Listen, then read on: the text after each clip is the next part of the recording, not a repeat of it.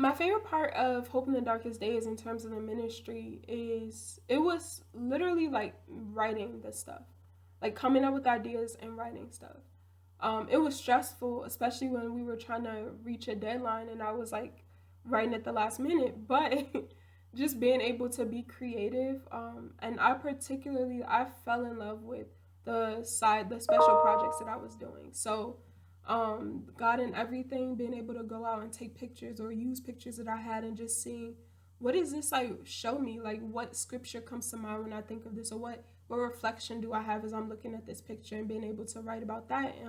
Because photography was something that I became interested in during COVID, and so it was a new passion of mine, and so I really enjoyed that part.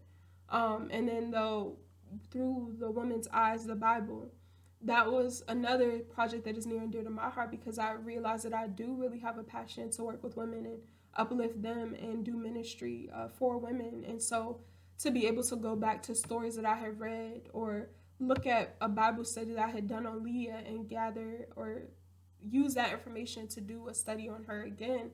And just seeing these women's stories and being able to write about it and just pour my heart into these stories as I was reflecting on them and thinking through how God was speaking to me through them. And so those were my best parts. That was the best part for Hope in the Darkest Days. For the women's Bible study, it was leaving a meeting being spiritually filled and having members say this was a good meeting.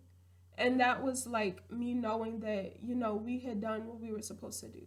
So even in moments where things might have been uncomfortable, just seeing that, like, God is moving in the midst.